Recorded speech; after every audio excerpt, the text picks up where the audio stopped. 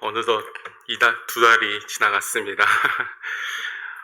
제가 여기 와서 참 감사한 것은 또 학교 돌아가면 보고서를 써야 되는데 두 달 동안 쓸 게 없으면 어쩌려나 했는데 쓸 게 많아서 걱정입니다.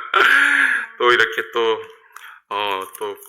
그렇게 필요한 일에 또 이렇게 섬김의 기회를 주셔서 너무나 감사를 드립니다. 오늘 하나님의 말씀 보도록 하겠습니다. 빌립보서 1장 말씀 보도록 하겠습니다. 빌립보서 1장 3절부터 6절까지 말씀입니다. 빌립보서 1장 3절부터 6절까지 말씀 다 같이 일어나셔서 함께 보도록 하겠습니다. 빌립보서 1장 3절부터 6절까지 말씀입니다. 내가 너희를 생각할 때마다 나의 하나님께 감사하며 간구할 때마다 너희 무리를 위하여 기쁨으로 항상 간구함은 첫날부터 이제까지 복음에서 너희가 교제함을 인함이라. 너희 속에 착한 일을 시작하신 이가 그리스도 예수의 날까지 이루실 줄을 우리가 확신하노라. 아멘. 아버지 하나님 감사합니다. 이렇게 또 저희가 모여서 하나님께 예배를 드리고 또 주 안에서 교제를 나눌 수 있음에 감사를 드립니다. 저희가 구원받은 것도 참 감사를 드리는데 이렇게 또 말씀을 사모하는 마음을 주시고 또 이렇게 말씀을 들을 기회를 주심에 감사를 드립니다. 이 말씀을 통하여서 저희가 더욱더 충전하고 또 그 말씀으로 인하여서 한 주간 살아갈 때 승리하는 삶을 살 수 있도록 도와주시기를 원합니다. 또 저희가 또 이 말씀을 들을 때 또 마음을 열어주시고 또 격려가 되고 권면이 되고 또 도전이 되는 그런 말씀으로 축복해 주시기를 원합니다. 이 모든 말씀을 살아계신 예수님의 이름으로 기도드렸습니다. 아멘. 앉아주시길 바랍니다.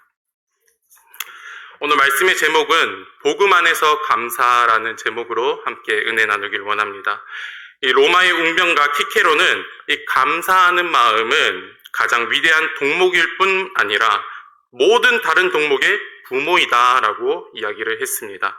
그만큼 감사는 그 어떤 것보다 우선이 되어야 함을 알 수가 있습니다. 오늘 빌립보서 말씀을 보시면 당연히 감사가 넘치는 상황에서 감사한 것이 아니라 옥중에 있어도 그 바울이 감사를 표현하는 것을 봤을 때 진정한 감사가 무엇인지 생각해 볼 필요가 있습니다. 빌립보 교회는 바울의 2차 선교 여행에서 이 교회를 설립하였습니다. 이 교회는 바울이 데살로니가를 이동한 후에도 빌립보 교회의 성도들은 바울을 지원했다고 하였습니다. 이 5년 후에 3차 여행 중에 바울은 고린도로 가는 길에 빌립보에 들렸으며 돌아오는 길에도 빌립보 교회를 들렸다고 할 정도로 이 바울과 빌립보 사람들 사이에는 깊은 유대감과 사랑이 있었습니다. 이 빌립보서는 기쁨의 서신서입니다. 왜냐하면 이 기쁨이라는 단어가 17번 나옵니다. 바울은 옥중에서도 기뻐하며 그 기쁨을 빌립보 성도들과 함께 나누기를 원했습니다. 그런 빌립보 교회는 기쁨이 많고 바울을 돕는 일에 다른 교회보다 더욱더 적극적인 교회입니다. 그런 교회에게 바울은 서신의 머릿말로 감사로 시작을 합니다. 바울의 상황을 보면 아까도 이야기했다시피 전혀 감사가 나올 수 없는 그런 상황이었는데 바울은 옥중에 있었고요. 또 자유롭지 못한 상황 속에 있었습니다. 또한 바울은 복음으로 말미암아 미움을 받을 때도 있었습니다. 바울의 전도를 시기하는 사람들도 있었고 바울의 권면에 대해서 대적하는 사람도 있었습니다. 이 빌립보서를 쭉 보면 그런 이야기가 나옵니다. 바울의 신앙을 멸시한 사람도 있었고 바울의 복음의 원수가 되었다고 이야기를 합니다. 이처럼 바울의 환경 속에서 감사를 찾기 힘들지만 고통을 받고 있는 상황에서도 글을 쓰면서 첫 마디가 나의 하나님께 감사를 드리고 라고 합니다. 이 감사와 기쁨은 그리스도인으로서 갖춰야 될 진정한 모습이며 진정한 능력입니다. 우리가 감사할 때 주님이 주신 은혜가 보이기 마련입니다. 은혜를 발견하고 감사할 수도 있지만 순서를 바꿔서 내 마음밭이 감사함이 넘친다면 우리가 은혜도 더욱더 잘 보일 것입니다. 또한 우리 삶에서 감사는 당장에 발견할 수 없을 때도 있습니다. 우리 상황이 정말 억울한 일도 많고 또 우리 상황이 정말 주님 왜 저에게 이런 시련을 주셨을까요? 라는 때가 많습니다. 그런데 시간이 지나고 보면 이것 또한 모든 순간들이 은혜라는 것을 깨달을 때가 많습니다. 그럼 지금부터 우리는 감사는 누구에게 하는 것인지 그리고 어떻게 하며 왜 해야 되고 그리고 그 결과는 무엇인지 살펴보기를 원합니다. 첫째로 감사의 대상입니다. 3절에 나의 하나님께 감사하며 라고 시작을 합니다. 하나님께서 우리 삶을 역사하신다는 사실을 인정하는 것이 감사의 시작입니다. 시편 107편 1절에 여호와께 감사하라 그는 선하시며 그 인자하심이 영원함이로다 라고 말씀하십니다. 이 하나님의 선하심을 인정하고 하나님의 인자하심이 영원함을 인정하는 것이 감사의 시작입니다. 나의 하나님께 감사한다는 말을 볼 때 바울 사도는 누구를 상대로 삶을 살아가고 있는지 어떻게 상황을 직시하고 있는지 알 수가 있다는 것입니다. 바울은 하나님 안에 서 있는 사람입니다. 매 순간 하나님과의 함께함을 인지하고 사는 사람이었습니다. 바울은 그렇기 때문에 옥중에서도 고난 가운데서도 하나님을 찬양하며 감사할 수 있었던 것이었습니다. 왜냐하면 그것이 하나님을 상대로 하여 살고 있기 때문입니다. 우리도 마찬가지입니다. 하나님과의 관계가 없으면 모든 것이 허사가 됩니다. 하지만 하나님과의 관계가 있다면 옥중에 있을지라도 또는 우리가 고난 가운데 있을지라도 모든 것이 새롭게 보일 것입니다. 이 복음 찬송 저자 존슨 오토먼 2세는 당신의 많은 축복을 헤아려 보라. 그리고 하나씩 그 이름을 대라. 그리하면 주께서 하신 일이 당신을 놀라게 할 것이다 라고 이야기를 합니다. 감사는 이렇듯 하나님을 향한 시선을 올바르게 만들어줍니다. 감사함으로 지금 여러분들에게 주어진 상황을 바라보시길 바랍니다. 이렇게 첫째로 하나님에 대한 감사가 있습니다. 그리고 나아가서 감사는 우리에게 은혜를 베푸시는 하나님께 초점을 맞추게 할 뿐만 아니라 그 은혜의 통로를 사람들에게서 나오고 있음을 발견할 수 있습니다. 3절을 보시면 내가 너희를 생각할 때마다 라고 이야기를 하고 있습니다. 이 생각할 때마다, 그러니까 감사는 그 축복의 통로가 빌립보 교회의 성도임을 알 수가 있습니다. 다시 말하면 바울이 하나님께 감사할 수 있던 것은 빌립보 교회가 바울에게 준 선한 영향력 때문이라는 것입니다. 우리는 서로에게 이처럼 선한 영향력을 끼쳐서 하나님께 감사할 수 있다는 것입니다. 여기서 바울이 행했던 것은 잊지 않고 표현했다는 겁니다. 우리가 감사함이 있을 때 그냥 넘어가면 안 되는 거잖아요. 이렇게 표현을 잘해야 된다는 겁니다. 감사를 잘하는 방법은 표현을 잘하는 것입니다. 감사는 받은 은혜에 대해 표현하는 것이 너무나도 중요합니다. 저도 이곳에 올 때마다 이 성도님들께서 저희 부부를 너무나도 기쁘게 맞이해 주시고 참 이 자리를 빌려서 너무나 감사하다는 말씀을 드리고 싶습니다. 저도 이번에 사랑 침례교회를 알아가는 과정에서 이 하나의 책을 읽는 것과 같았습니다. 다들 하나같이 책 한 권을 쓸 수 있을 정도로 개개인의 간증이 있었습니다. 그리고 그 가운데 하나님의 뜻을 찾겠다는 결단을 받고요. 또 뿐만 아니라 교회가 어떻게 지금까지 보존해왔고 하나님으로부터 축복도 받았지만 또 몇 번의 시련도 있었다는 것을 들었습니다. 그럼에도 여러분들이 그 하나님을 향한 그 사랑이 변치 않고 오히려 그것이 더 열심을 내는 그런 계기들이 저에게는 큰 울림이 있었고 또 복음으로 살겠다는 그 의지가 지금의 사랑 침례교회가 되지 않았나 생각을 해봅니다. 이 여러분들의 헌신과 희생 그리고 교회에 대한 그 사랑을 하나님께서 잊지 않으실 겁니다. 그리고 3절을 다시 보면요.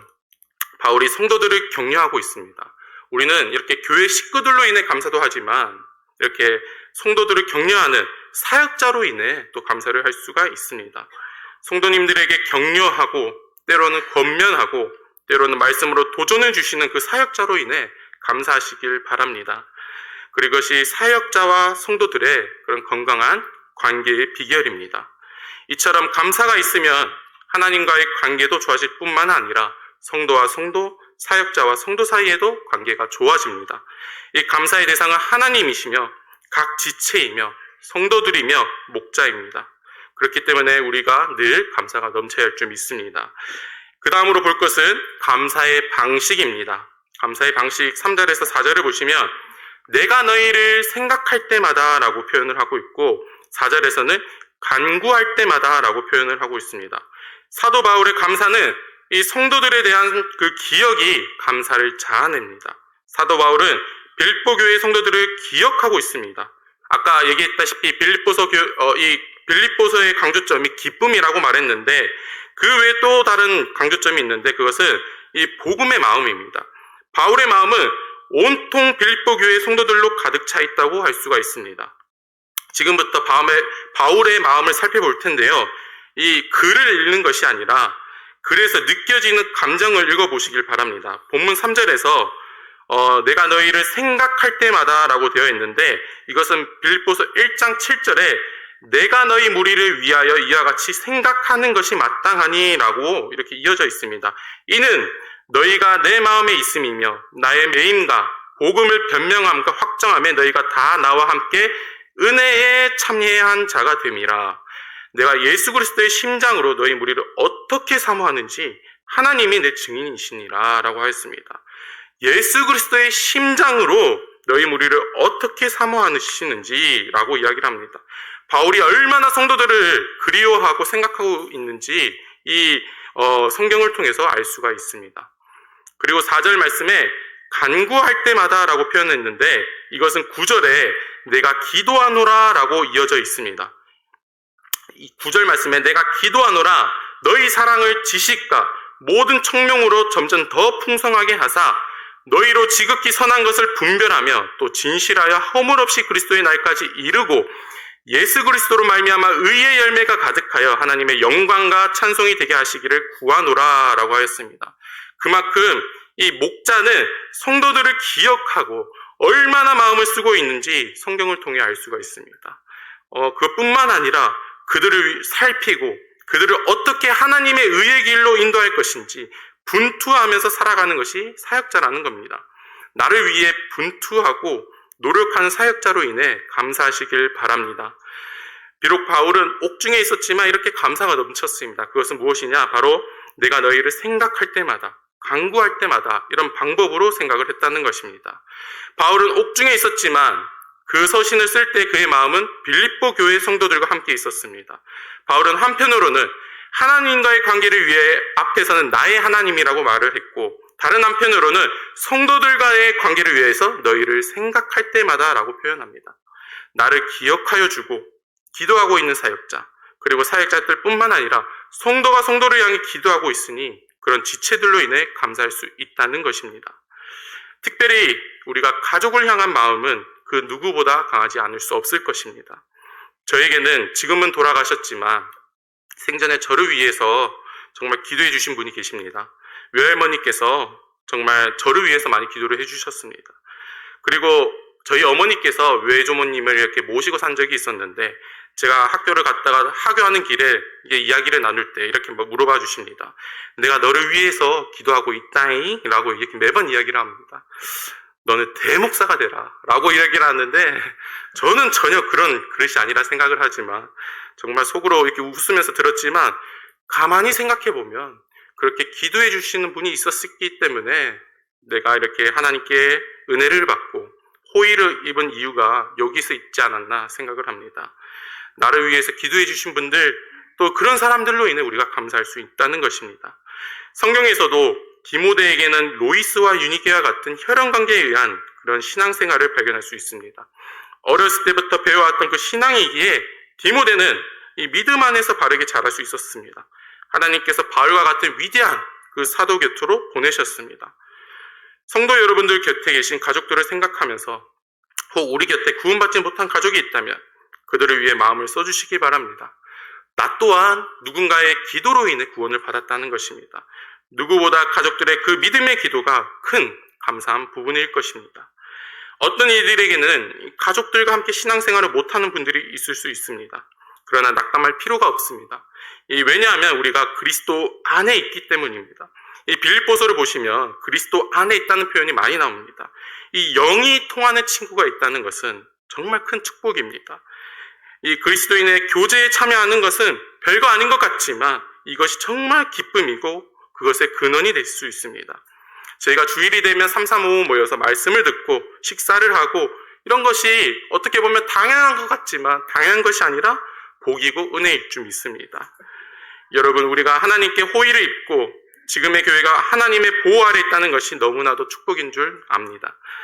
지금까지 지내는 이 모든 것이 하나님의 은혜요, 서로가 서로를 위해 기도하고 기억하고 있기 때문인 줄 믿습니다. 이처럼 감사는 하나님과의 바른 관계를 만들어주고 서로를 향한 강한 유대 관계를 만들어줍니다. 그리고 그 유대 관계를 유지하고 시작하게 하는 것은 내가 너희를 생각할 때마다 라는 것입니다. 그리고 우리가 발견할 수 있는 것은 감사의 방법이 기도라는 것을 알 수 있습니다. 간구할 때마다. 본문의 또 다른 특징은 이 감사하는 마음과 기도가 분리돼서 이야기하는 것이 아니라 동반된다는 사실입니다. 한 개의 상황을 보고 같은 것으로 이야기를 하고 있습니다. 하나님께 드리는 감사와 성도를 향한 기도는 동반된다는 것을 알 수 있습니다. 감사 없는 기도는 열매 없는 나무이며 기도 없는 감사는 뿌리 없는 나무입니다. 이 감사와 기도는 분리할 수 없다는 말입니다. 그러므로 감사하는 사람은 기도하는 사람입니다. 사도 바울은 감사하는 사람인가 동시에 기도하는 사람이었습니다. 우리가 하나님께 진정으로 감사를 드린다면 자연스럽게 우리는 서로를 향해 마음을 쓰고 서로를 향해 기도하게 될 것입니다. 그렇기 때문에 우리는 늘 감사를 넘치고 또 기도하는 사람이 될 줄 믿습니다. 지금까지 감사의 대상과 감사의 방식에 대해서 살펴보았는데 그 대상은 하나님이시며 그 방법은 우리가 너희를 생각할 때마다 간구할 때마다 라고 하였습니다.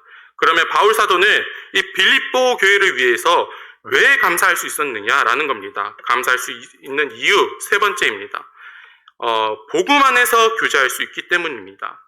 오늘 본문 5절 말씀을 보시면 첫날부터 이제까지 복음에서 너희가 교제함을 인함이라 너희 속에 착한 일을 시작하신 이가 그리스도의 예수의 날까지 이루실 줄을 우리가 확신하노라 라고 하였습니다.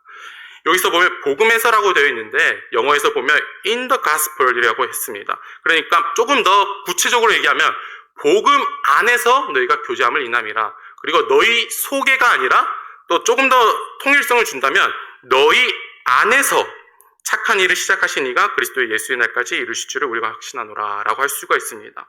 이 빌립보서를 쭉 보시면 안에서라는 말이 많이 나옵니다. 바울은 빌립보 교회를 놓고 감사할 수 있었던 것은 그냥 교제가 아니라 복음 안에서 교제를 나눌 수 있었기 때문이라고 이야기를 합니다. 이것은 그냥 사교 모임이 아니라 복음을 통하여서 교제를 한다는 거예요. 이것은 빌립보 교회 성도들이 행했던 기도와 헌금이 복음 전파에 기여했음을 의미합니다. 그리고 이러한 행함이 교제를 바탕으로 이루어졌음을 의미합니다. 우리가 교회에서 그리고 세상에서 항상 기억하고 인지해야 되는 것은 복음 안에서 하는 일이라는 것을 기억해야 합니다. 복음을 제외하고 하는 말이 아니라 즉 복음을 그 자체와의 교제라는 겁니다. 빌립보서 1장에서는 이 복음이라는 단어만 5번 나왔으며 그리스도는 무려 17번 언급되어 있습니다. 바울은 오직 그리스도를 높이기 위하여 그리스도께로부터 여기에 왔다고 이야기를 합니다. 만일 바울이 자기 자신을 생각한다면 이런 복음 전하는 생활이 너무나도 불편하고 고되고 불평했을 것입니다. 하지만 그의 마음에서는 오직 한 가지만 있었습니다. 20절의 표현을 보면 살든지 죽든지 내 몸 안에서 내 몸에서 그리스도가 존귀되게 하려 하나니라고 이야기를 했습니다. 바울이 감사할 수 있는 원동력은 그 옥중에서도 감사할 수 있던 원동력은 바로 그리스도와 복음에 관한 것입니다. 즉 바울의 머리에는 복음을 생각하기 때문에 시련이 아무것도 아니며 그것이 오히려 감사할 수 있었던 것입니다. 우리도 복음이 아니면 이렇게 시간과 에너지를 헌신하는데 계속하는 것이 과연 맞는 것일까 이렇게 생각할 때도 있습니다. 얼마나 많은 것들이 있습니까? 포기하고 싶은 것들이 많습니다. 우리가 복음이 아니면 과연 이게 진정한 참된 감사가 나오겠느냐라는 겁니다.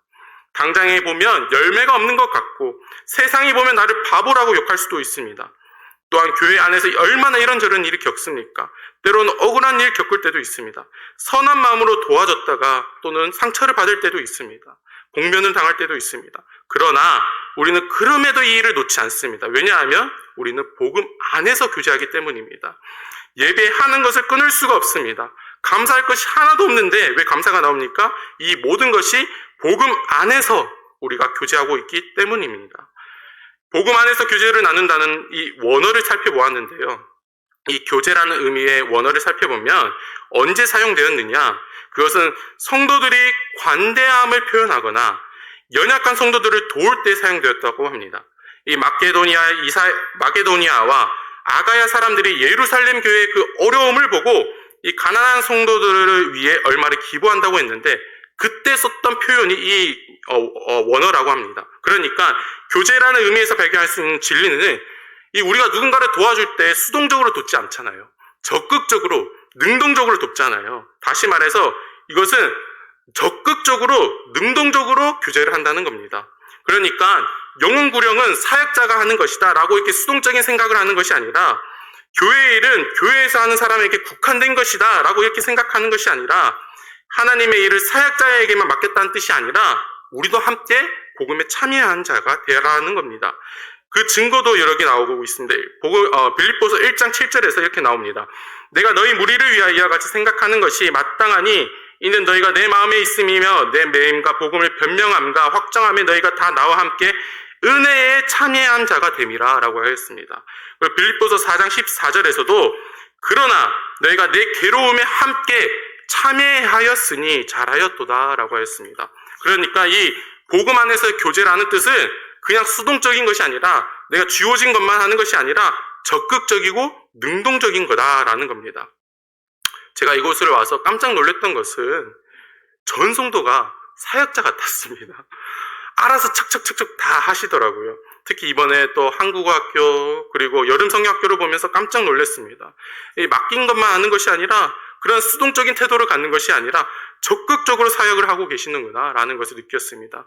심지어 아이들도 놀고 있는 것이 아니라 저기 자갈밭을 다 퍼가지고 다 옮기고 이거 산을 움직이는 믿음이 있구나 이런 생각을 할 정도로 아이들도 다 헌신하고 또 데코레이션은 말할 것도 없고 보이는 것뿐만 아니라 보이지 않는 곳에서도 뭐 식사 당번이며 주차 또 안내이며 보이지 않는 곳에서도 정말 적극적으로 능동적으로 하는 것을 보면서 여기는 정말 복음에 참여한 자들이 되고 있구나 라는 것을 깨달았습니다.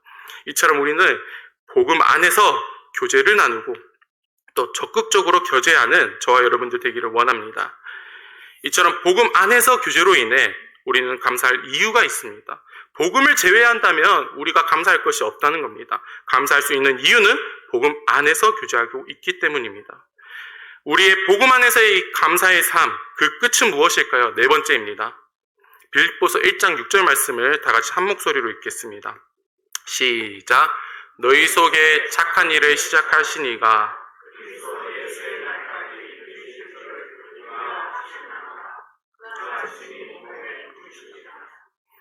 아멘.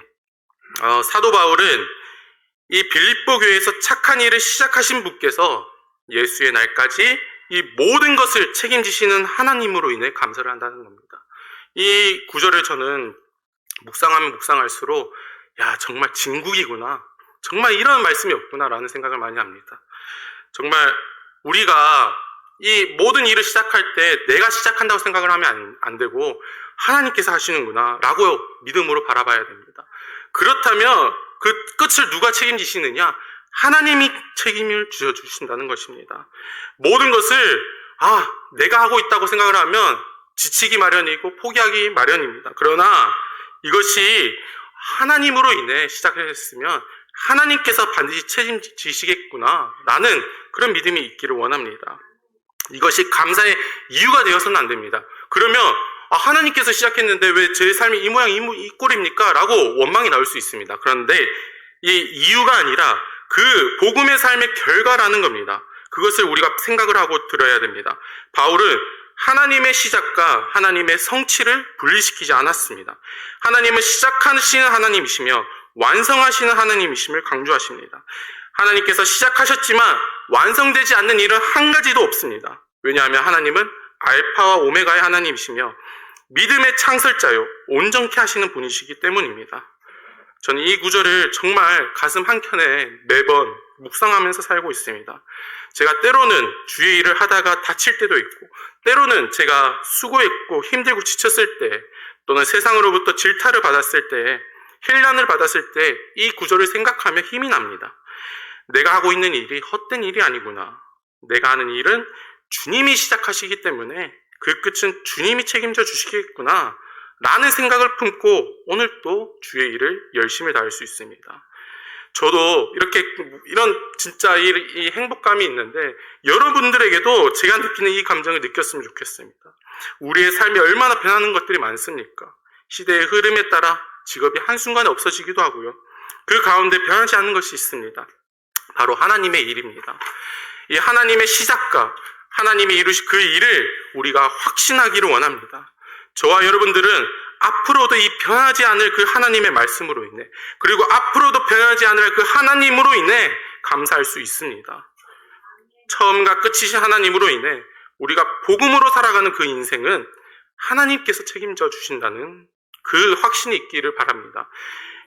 여기서 보시면 바울이 우리가 확신하노라라고 했는데, 그게 아니라 여러분들이 내 이름을 놓고 확신한다는 그런 믿음의 고백이 있기를 원합니다.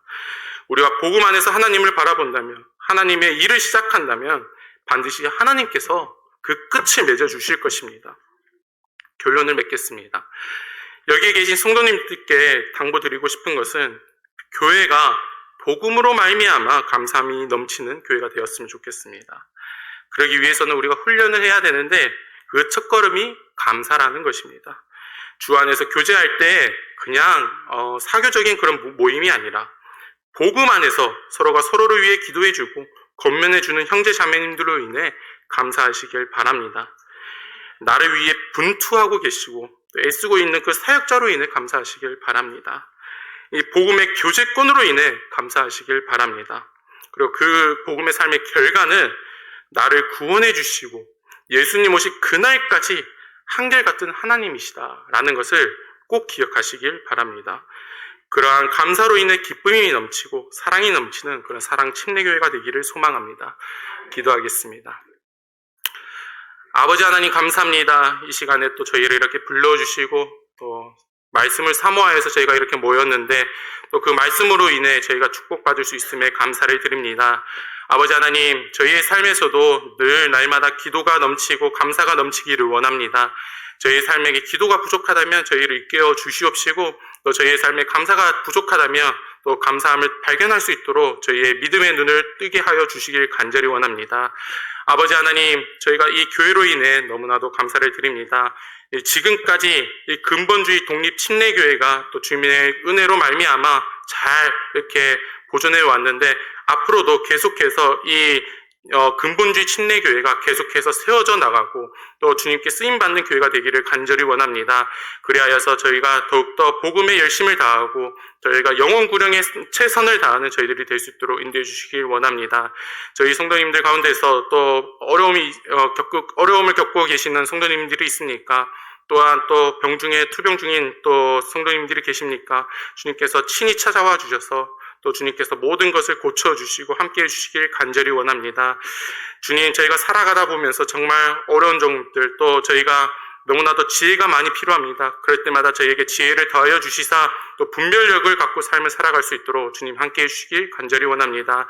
또 돌아가는 발걸음 주님께서 축복하여 주시사 안전히 돌아갈 수 있도록 도와주시옵소서. 이 이후의 모든 시간 주님께 의뢰하고 살아계신 예수님의 이름으로 기도드렸습니다. 아멘.